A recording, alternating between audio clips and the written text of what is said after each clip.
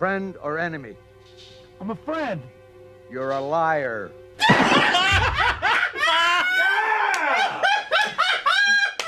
This is the best character in the movie. Oh, yeah. Long shot. Why'd you even bother asking me? There is a wonderful subplot involving his wife's dad, who decides to take matters into his own hands and go to the camp even though he doesn't know where it is or that it even exists. The wife saw I think she read the license plate off. I don't. The father, and there was like a whole. Obviously, there had to be a whole section of detective work that the movie didn't show us. Yeah, it's like just knowing the fact that it License was plate. a van. Okay, I'll go to the woods. Yeah. What I love about that though is the father tracks. Father confronts the old guy with a gun, and he gives this long, wonderful speech. Oh my God. Who am I? A little man who spent 27 years of his life as a cop trying to put big shots like you away. 27 years in the filth and the dirt of the street, and there ain't no music down there. You watch the people in the streets, killing, raping each other, pumping dope through their veins, while big men like you sit in the fancy penthouses. Acting, everybody, acting. And then after all that, and he talks about, I want to put people like you in putting people jail. behind bars, and then he just shoots him. Today, the nobodies who made you rich are gonna win. Die, you son of a bitch. Ready to die for what they believe in. I told the president yesterday I felt if we gave in to those terrorists that those boys would try to run the whole show. Yeah, and do away with Oh my God. He's so great. Yeah, Can we talk about angry police captain? Oh, Cameron Mitchell. Yes. Cameron Mitchell from Deadly Prey shows up as the police chief, and it's the most amazing performance in any movie we've ever watched on Best of the Worst. He tops his performance in Deadly Prey. Oh, God, yeah. yes, I'm watching the goddamn news. All right, close the fucking doors. Give me that damn phone. Will you close the fucking doors? One fucking Marine. Close that fucking door! He was the angriest person in the world. We got the president's daughter in that motherfucking bean factory, and get those motherfucking shooters around here because they can't shoot any fucking bullets at the fucking terrorists. God damn it! Close those fucking doors. And that's those fucking doors. That's his press conference. The President of the United States is negotiating, as I speak, with the Prime Minister of Israel. It's an unrelated plane. And he was distracted by planes, and then he just continued with the scene, but he fucking nailed it. That's awesome. Why don't you open an Italian restaurant? What the fuck does that even mean? He's so wasted. Starring Reb Brown on Common Valor, James Ryan, Rage to Kill, John Philip Law, Barbarella, and Cameron Mitchell. My favorite year, our favorite actor. Get a fucking super trace! Okay. It's pretty bog standard sci-fi kind of deal. Yeah. You know, Red Brown's all right, but Yeah. Cameron fucking Mitchell. Cameron Mitchell. Cameron, close the fucking door, Mitchell. Will you close the fucking doors? Beautiful. Let's do this. The biggest letdown of the movie by far though was Cameron Mitchell. Yeah. What the fuck? The whole reason we watched the movie. I was all excited. I mean, oh my God, another Cameron Mitchell film. I mean, he's been fucking gold every other time we've seen him. Yeah. He fucking killed in Deadly Prey. 27 years in the filth and the dirt of the street, and there ain't no music down there.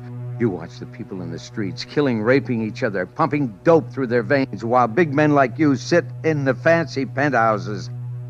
Die, you son of a bitch. He was even fucking better in Terror from Beverly Hills. The President of the United States is negotiating, as I speak, with the Prime Minister of Israel. Damned airplanes. And then he's in space. It's the role. He's playing the sure. It's what was majestic written. leader. He had nothing to work with. He wasn't playing a unfortunately. drunken cop. No. Although I'm fairly sure he took the role just so he wouldn't have to wear pants the whole movie, because he's got a robe. Good luck. It's the most boring Cameron Mitchell's ever been. It's not his fault. He just wanted to wear a robe. Watch out, Cameron! Watch out!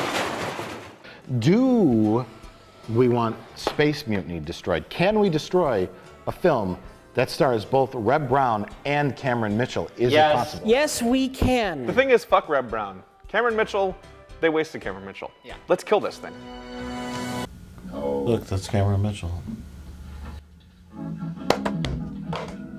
Oh, and all of the stars of the movie, none of them star in the movie.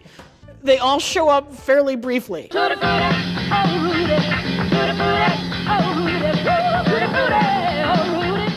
I don't want to be seen. I still love Cameron Mitchell when he's good, but I now no longer trust that it's going to be a good Cameron Mitchell. Yeah, I understand. Seeing his name on a movie does not guarantee that he's going to be a drunken wreck. And in this movie, he's actually on the phone, and you can see him reading his dialogue, looking down and reading his dialogue. I don't have a problem with that. I will allow you to read my notes. We'll publish our findings together, and I'll share full credit with you. The problem is that they waste Cameron Mitchell. And any film, anyone that hires Cameron Mitchell and has an irascible police chief in the movie and yet does not cast Cameron Mitchell as the irascible police chief, they fucked up. Yep. They fucked up. Yep. 100%. Oh. Because maybe something would have happened that was more interesting if Cameron Mitchell was the... Cameron Mitchell should have been the sexy vampire. Sold. I'd watch that. I'd watch that in a They open second. the sarcophagus and he's in there. And he's drunk. I'm gonna suck all your blood. It's a requirement to liquor him up before filming his scenes. Yeah. Yeah. Do you think that, like, in that scenario, if they opened it up, that he'd tell them to close the damn door? Close the fucking sarcophagus! Will you close the fucking doors? Dr. Mayonnaise, this is how we're doing. Fong answers the call to battle as the streets of San Francisco explode with action. Troy Donahue, Cameron Mitchell, and Cameron Mitchell is their mascot, even if he's let us down more often than not lately. And the main villain is Cameron Mitchell, who we should point out, this is like Cameron Mitchell hitting rock bottom. Oh man. This is not like, some of the movies that we love with him were actually made after this. We looked it up. But this is him, like, he is half asleep. He's half passed out. He does not move through the whole movie. They cut to him and he's just in a chair. He's always in a chair. He's always like half asleep and he doesn't know where he's at. Probably so they could kind of like tie him to the chair so he to make sure he doesn't fall over yeah. or something. So that had nothing to do with anything. Well, now it's gonna. Oh my God. That's where Cameron wants to sit today. Both Cameron Mitchell and Leo Fong, it feels like we're getting a glimpse into their reality. Like, it's not just the characters. Like, it's their personal lives are informing the characters. Sure, yeah, and like Leo Fong was probably a bigger star in his home country. He wasn't, I looked it up. Oh. Well then why, I don't know. He's just the guy that tried to be Jackie Chan and is terrible at it. Yeah, he really was. To be fair, he does do all of his own stunts. Napping. Yeah. Cameron Mitchell doesn't do his own stunts. There's one shot where he has to walk, and it's clear it's a stunt double. That's right. That's right. He got up from a bed. Yeah. He got up from a bed. That was his stunt. Oh, that's when he was wearing his bed robe. Just his hood. Just the hood. This is all just Cameron Mitchell, and he's got a like a Palpatine robe on. But like one from like a dollar store. Yeah, and sunglasses, and he spends the whole movie slumped over, mumbling lines that are so incomprehensible that they had to hire another actor to say them again into a megaphone. Just keep the camera as far away from him as possible. Please. It smells like booze. So he can't see the stink lines coming off. Wish she's reading his dialogue for him. I do like when Cameron Mitchell was getting intimate with the lady, he still kept his robe and his sunglasses on. But it was just the robe, it wasn't attached to anything. No, it was just the hood. Just the hood. He's like, oh my God. Oh. He's just wearing the hood. He's just wearing the hood. That's a different sleeping outfit. This is sex robe. What? This is my sleeping hood.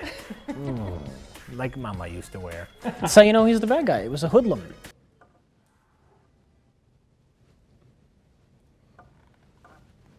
What?